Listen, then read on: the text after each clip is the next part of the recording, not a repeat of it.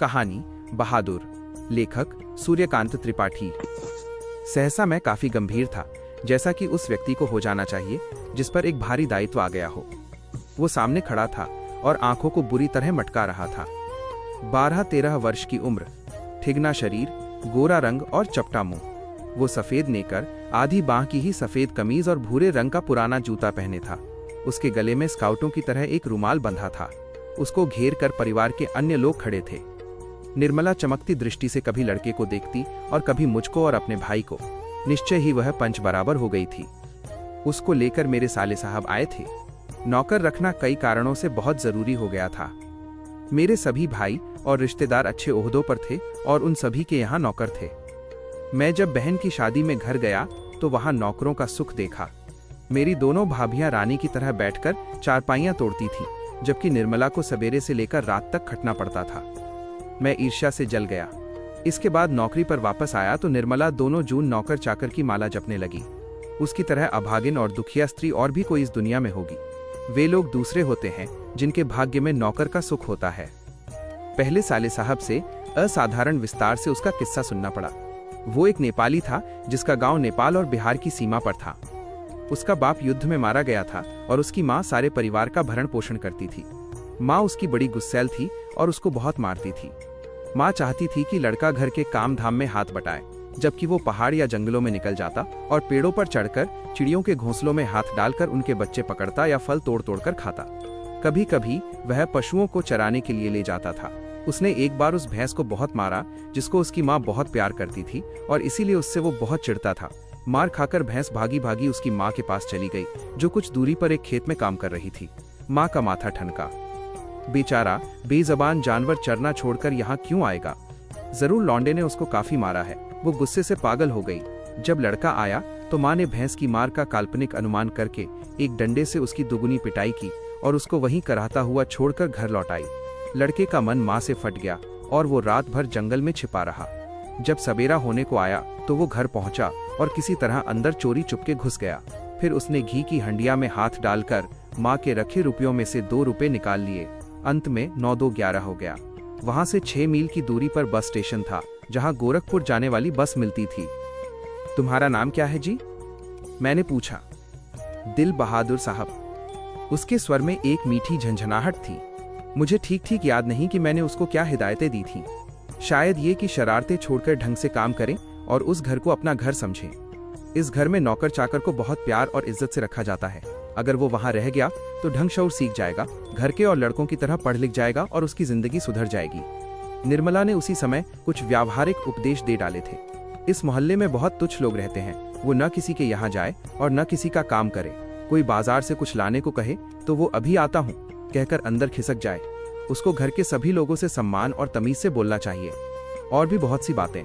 अंत में निर्मला ने बहुत ही उदारतापूर्वक लड़के के नाम में से दिल शब्द उड़ा दिया। परंतु बहादुर बहुत ही हंसमुख और मेहनती निकला। उसकी वजह से कुछ दिनों तक हमारे घर में वैसा ही उत्साहपूर्ण वातावरण छाया रहा, जैसा कि प्रथम बार तोता मैना या पिल्ला पालने पर होता है।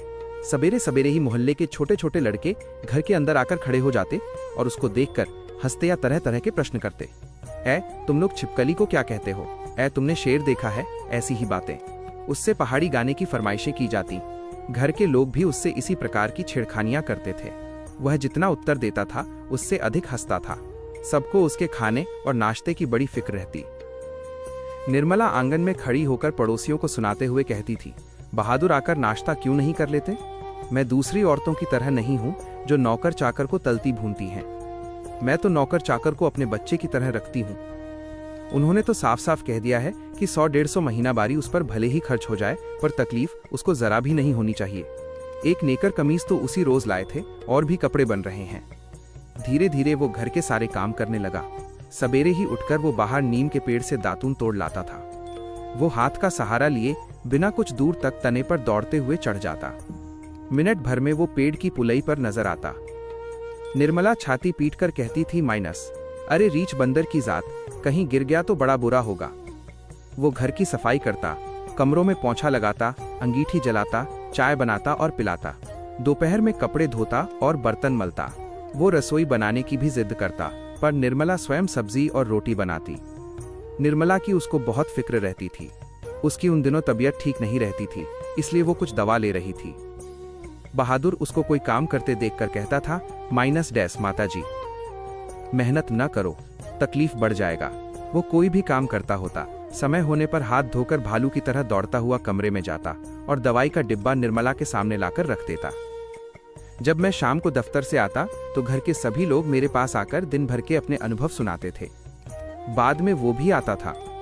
वो एक बार मेरी ओर देखकर सिर झुका लेता और धीरे धीरे मुस्कुराने लगता। वो कोई बहुत ही मामूली घटना की रिपोर्ट देता, बाबूजी बहन जी का एक सहेली आया था, या बाबूजी भैया सिनेमा गया था। इसके बाद वो इस तरह हंसने लगता था, गोया बहुत ही मजेदार बात कह दी हो। उसकी हंसी बड़ी कोमल और मीठी थी, जैसे फूल की पंखुड़ियां बिखर गई हों।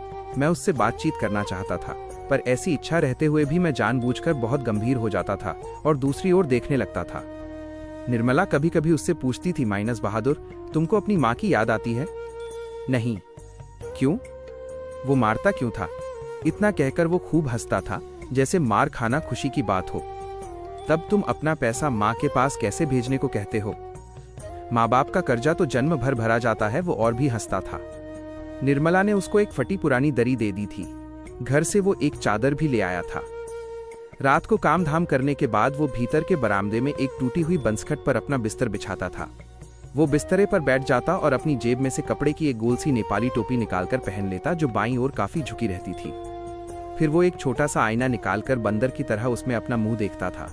वो बहुत ही प्रसन्न नजर आता था। इसके बाद कुछ और भी चीजें उसकी जेब से निकलकर उसके बिस्तरे पर सज जाती थीं।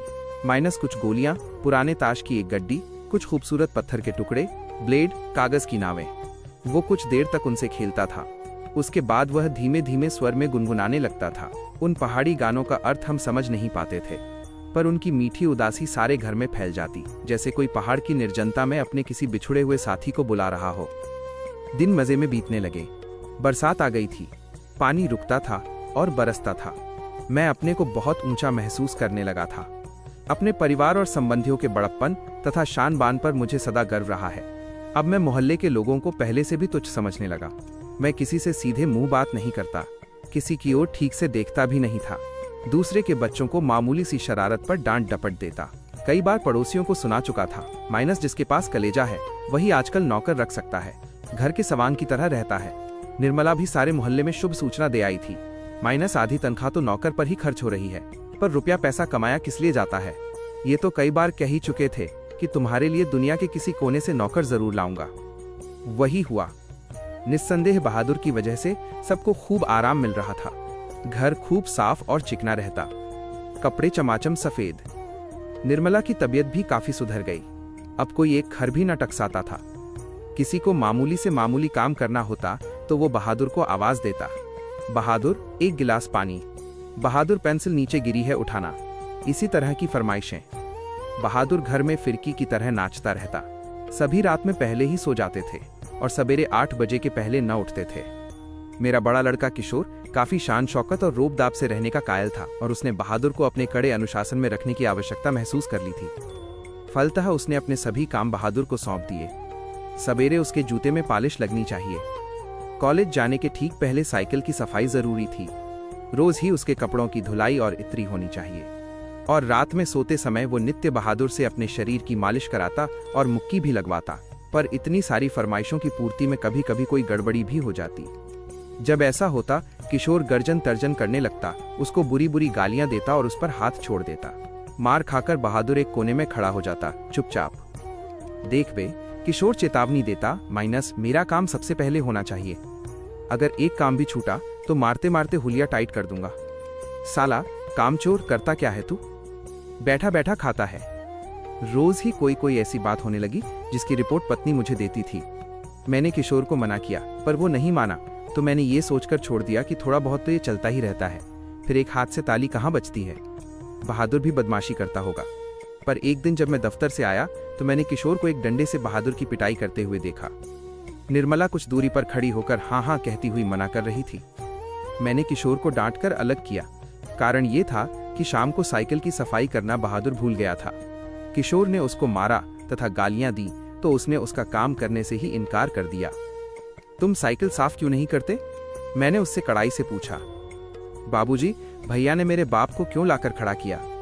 वह रोते हुए बोला, मैं जानता था कि किशोर उसको और भी भद्दी गालियां देता था, लेकिन आज उसने सुअर का बच्चा कहा था जो उसे बर्दाश्त न हुआ। निस्संदेह वो गाली उसके बाप पर पड़ती थी। मुझे कुछ हंसी आ गई। खैर, किशोर के व्यवहार को अच्छा नहीं कहा जा सकता, पर गृहस्वामी होने के कारण मुझ पर कुछ और गंभीर दायित्व भी थे। मैंने उसे समझाया, माइनस बहादुर, ये आदतें ठीक नहीं। तुम ठीक से काम करोगे तो तुमको कोई कुछ भी नहीं कहेगा। मेहनत बहुत अच्छी चीज है, जो उससे बचने की कोशिश करता है वो कुछ भी नहीं कर सकता। रूठना फूलना मुझे सख्त नापसंद है। तुम तो घर के लड़के की तरह हो। घर के लड़के मार नहीं खाते। हम तुमको जिस सुख आराम से रखते हैं वो कोई क्या रखेगा। जाकर दूसरे घरों में देखो तो पता लगे। नौकर चाकर भर पेट भोजन के लिए तरसते रहते हैं। चलो, सब खत्म हुआ, अब काम धाम करो। वह चुपचाप सुनता रहा, फिर हाथ मुंह धोकर काम करने लगा। जल्दी वो प्रसन्न भी हो गया। रात में सोते समय वो अपनी टोपी पहनकर देर तक गाता रहा। लेकिन कुछ दिनों बाद एक और भी गड़बड़ी शुरू हुई। निर्मला बहुत पतली पतली रोटियां सेंकती थी, इसलिए वो रोटी बनाने का काम कभी बहादुर से नहीं लेती थी। लेकिन मोहल्ले की किसी औरत ने उसे ये सिखा दिया कि परिवार के लिए रोटियां बनाने के बाद वो बहादुर से कहे कि वो अपनी रोटी खुद बना लिया करे, नहीं तो नौकर चाकर की आदत खराब हो जाती है। महीन खाने से उनकी आदत बिगड़ जाती है। यह बात निर्मला को जंच गई थी और रात में उसने ऐसा ही प्रयोग किया। वो अपनी रोटियां बनाकर चौके में से उठ गई। बहादुर का मुंह उतर गया। वो चूल्हे के पास सिर झुकाकर चुपचाप खड़ा रहा। क्या हो गया रे? निर्मला ने पूछा। वह कुछ नहीं बोला। चल, चुपचाप बना अपनी रोटियां। तू सोचता है कि मैं तुझे पतली पतली नरम नरम रोटियां सेंक कर खिलाऊंगी? तू कोई घर का लड़का है? नौकर चाकर तो अपना बनाकर खाते ही रहते हैं। तीता तो इनको इसलिए लग रहा है कि सारे घर के लिए मैंने रोटियां बनाई, इनको अलग करके इनके साथ भेद क्यों किया? वाह रे, इसके पेट में तो लंबी दाढ़ी है। समझ जा, रोटियां नहीं सेकेगा तो भूखा रहेगा। पर बहादुर उसी तरह खड़ा रहा तो निर्मला का गुस्से से बुरा हाल हो गया। उसने लपक कर उसके गाल पर 2-3 थप्पड़ जड़ दिए। माइनस सुअर कहीं के, इसीलिए तुझे किशोर मारता है, इसी वजह से तेरी माँ भी मारती होगी। चल बना रोटी। मैं नहीं बनाऊंगा। मेरी माँ भी सारे घर की रोटियां बनाकर मुझसे रोटी सेंकवाती थी। वो रोने लगा था। तो क्या मैं तेरी माँ हूं कि तू मुझसे जिद कर रहा है? घर के लड़कों के बराबर बन रहा है? मारते मारते मुंह रंग दूंगी। पर उसने अपने लिए रोटी नहीं बनाई। मुझे भी बड़ा गुस्सा आया। मैंने उसको डांटा और समझाया, पर वो नहीं माना। रात भर वो भूखा ही रहा। पर सवेरे उठकर वो पहले की तरह ही हंसने लगा। उसने अंगीठी जलाकर अपने लिए रोटियां सेंकी। अपनी बनाई मोटी और भद्दी रोटियों को देखकर वो खिलखिलाने लगा। फिर रात की बची हुई सब्जी से उसने खाना खा लिया। लेकिन निर्मला का भी हाथ खुल गया था। वो उससे कुछ चिढ़ भी गई थी। अब बहादुर से कोई भी गलती होती तो वो उस पर हाथ चला देती। उसको मारने वाले अब घर में 2 व्यक्ति हो गए थे और कभी कभी एक गलती के लिए उसको दोनों मारते। बरसात बीत गई थी। आकाश दर्पण की तरह स्वच्छ दिखाई देता। मैंने बहादुर की माँ के पास चिट्ठी लिखी थी कि उसका लड़का मेरे पास मजे में है और मैं उसकी तनख्वाह के पैसे उसके पास भेज दिया करूंगा, लेकिन कई महीने के बाद भी उधर से कोई जवाब नहीं आया था। मैंने बहादुर से कह दिया था कि उसका पैसा यहाँ जमा रहेगा, जब वो घर जाएगा तो लेता जाएगा।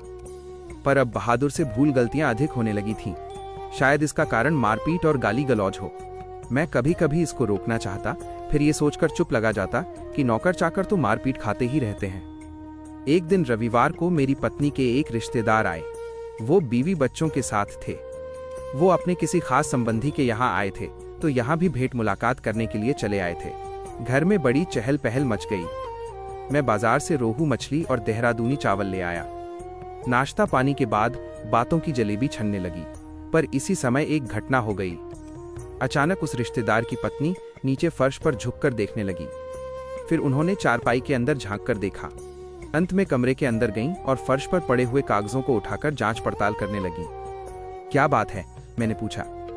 रिश्तेदार की पत्नी जबरदस्ती मुस्कुराकर मजबूरी में सिर हिलाते हुए बोली, माइनस क्या बताएं? 11 रुपए साड़ी के खूंट से निकालकर यहीं चारपाई पर रखे, पर वे मिल नहीं रहे हैं। आपको ठीक याद है ना? हाँ, खूब अच्छी तरह याद है। ये रुपए मैंने खूंट में बांध कर रखे थे। रिक्शे वाले को देने के लिए खूंट खोला ही था। फिर वे रुपए चारपाई पर रख दिए थे कि 4 रुपए की मिठाई मंगा लूंगी और कुछ बच्चों के हाथ पर रख दूंगी। रास्ते में कोई ढंग की दुकान नहीं मिली थी, नहीं तो उधर से ही लाती। किसी के यहाँ खाली हाथ जाने में अच्छा भी नहीं लगता। बताइए, अब तो मैं कहीं की न रही। माइनस फिर मेरी ओर झुककर धीमे स्वर में कहा था, माइनस जरा उससे पूछिए ना। वो इधर आया था। कुछ देर तक वो यहाँ खड़ा रहा, फिर तेजी से बाहर चला गया था। अरे नहीं, वो ऐसा नहीं है, मैंने कहा। You do not know these people are expert in this art, रिश्तेदार ने कहा। मैंने बहादुर की ओर तिरछी दृष्टि से देखा। वो सिर झुकाकर आटा गूंथ रहा था। उसके चेहरे पर संतुष्टि एवं प्रफुल्लता थी। उसने ऐसा काम तो कभी नहीं किया, बल्कि जब कभी उसने 2-4 आने इधर उधर पड़े देखे तो उठाकर निर्मला के हाथ में दे दिए थे। पर किसी के दिल की बात कोई कैसे जान सकता है। न मालूम अचानक मुझे क्या हो गया और मैं गुस्से में आ गया। बहादुर, माइनस मैंने कड़े स्वर में कहा। जी बाबूजी। इधर आओ। वो आकर खड़ा हो गया। तुमने यहां से रुपए उठाए थे? जी नहीं बाबूजी, उसने निर्भय उत्तर दिया। ठीक बताओ, मैं बुरा नहीं मानूंगा। नहीं बाबूजी, मैं लेता तो बता देता। तुम यहां खड़े नहीं थे? माइनस रिश्तेदार की पत्नी ने कहा, फिर तेजी से बाहर चले गए थे। देखो भैया, सच सच बता दो, मिठाई खरीदने और बच्चों को देने के लिए ये रुपए रखे थे। मैं तो बुरी फंसी। अब वापस जाने के लिए रिक्शे के भी पैसे नहीं। मैं तो बाहर नमक लेने गया था। सच सच बता बहादुर, अगर नहीं बताएगा तो बहुत पीटूंगा और पुलिस के सुपुर्द कर दूंगा। मैं चिल्ला पड़ा। मैंने नहीं लिया बाबूजी। बहादुर का मुंह काला पड़ गया था। पता नहीं मुझे क्या हो गया। मैंने सहसा उछलकर उसके गाल पर एक तमाचा जड़ दिया। मैं आशा कर रहा था कि ऐसा करने से वह बता देगा। तमाचा खाकर वह गिरते गिरते बचा। उसकी आंखों से आंसू गिरने लगा। मैंने नहीं लिया। इसी समय रिश्तेदार साहब ने एक अजीब हरकत की। माइनस अच्छा छोड़िए, इसको पुलिस के पास ले जाता हूं। इतना कहकर उन्होंने बहादुर का हाथ पकड़ लिया और उसको दरवाजे की ओर घसीट कर ले गए। पर दरवाजे के पास उससे धीरे से बोले, देखो तुम मुझे बता दो, मैं कुछ नहीं करूंगा, बल्कि तुमको इनाम में 2 रुपए दे दूंगा। पर बहादुर ने इनकार कर दिया। इसके बाद रिश्तेदार साहब 2-3 बार उसको दरवाजे की ओर खींच कर ले गए, जैसे पुलिस को देने ही जा रहे हैं। लेकिन आगे बढ़कर वो रुक जाते और उससे धीमे धीमे शब्दों में पूछताछ करने लगते। अंत में हारकर उन्होंने उसको छोड़ दिया और वापस आकर चारपाई पर बैठते हुए हंसकर बोले, माइनस जाने दीजिए, ये सब बड़े घाघ होते हैं। किसी झाड़ी वाड़ी में छिपा आया होगा या जमीन में गाड़ आया होगा। मैं तो इन सबों को खूब जानता हूँ। भालू बंदर से कम थोड़े होते हैं ये। चलिए, इतना नुकसान लिखा था। इसके बाद निर्मला ने भी उसको डराया धमकाया और 2-4 तमाचे जड़ दिए, पर वो नहीं करता रहा। इस घटना के बाद बहादुर काफी डांट मार खाने लगा। घर के सभी लोग उसको कुत्ते की तरह दुरदुराया करते। किशोर तो जैसे उसकी जान के पीछे पड़ गया था। वह उदास रहने लगा और काम में लापरवाही करने लगा। एक दिन मैं दफ्तर से विलंब से आया। निर्मला आंगन में चुपचाप सिर पर हाथ रखकर बैठी थी।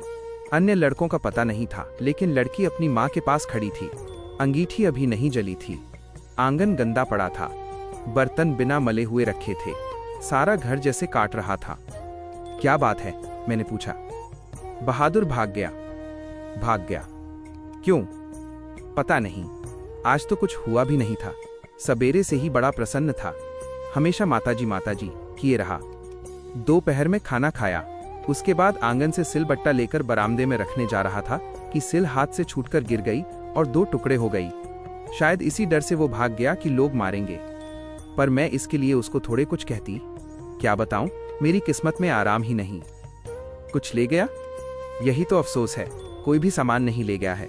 उसके कपड़े, उसका बिस्तर, उसके जूते माइनस सभी छोड़ गया है। पता नहीं उसने हमें क्या समझा। अगर वो कहता तो मैं उसे रोकती थोड़े, बल्कि उसको खूब अच्छी तरह पहना ओढ़ाकर भेजती। हाथ में उसकी तनख्वाह के रुपए रख देती, 2-4 रुपए और अधिक दे देती। पर वो तो कुछ ले ही नहीं गया। और वे 11 रुपए? अरे वो सब झूठ है। मैं तो पहले ही जानती थी कि वे लोग बच्चों को कुछ देना नहीं चाहते, इसलिए अपनी गलती और लाज छिपाने के लिए ये प्रपंच रच रहे हैं। उन लोगों को क्या मैं जानती नहीं? कभी उनके रुपए रास्ते में गुम हो जाते हैं, कभी वे गलती से घर ही छोड़ आते हैं। मेरे कलेजे में तो जैसे कुछ हौड़ रहा है। किशोर को भी बड़ा अफसोस है। उसने सारा शहर छान मारा पर बहादुर नहीं मिला। किशोर आकर कहने लगा, माइनस अम्मा, एक बार भी अगर बहादुर आ जाता तो मैं उसको पकड़ लेता और कभी जाने न देता। उससे माफी मांग लेता और कभी नहीं मारता। सच, अब ऐसा नौकर कभी नहीं मिलेगा। कितना आराम दे गया है वो। अगर वो कुछ चुरा कर ले गया होता तो संतोष हो जाता। निर्मला आंखों पर आंचल रखकर रोने लगी। मुझे बड़ा क्रोध आया। मैं चिल्लाना चाहता था, पर भीतर ही भीतर मेरा कलेजा जैसे बैठ रहा हो। मैं वहीं चारपाई पर सिर झुकाकर बैठ गया। मुझे एक अजीब सी लघुता का अनुभव हो रहा था। यदि मैं न मारता तो शायद वह न जाता। मैंने आंगन में नजर दौड़ाई। एक और स्टूल पर उसका बिस्तर रखा था। अलगनी पर उसके कुछ कपड़े टंगे थे। स्टूल के नीचे वो भूरा जूता था जो मेरे साले साहब के लड़के का था। मैं उठकर अलगनी के पास गया और उसके नेकर की जेब में हाथ डालकर उसके सामान निकालने लगा। माइनस वही गोलियां, पुराने ताश की गड्डी, खूबसूरत पत्थर, ब्लेड, कागज की नावें।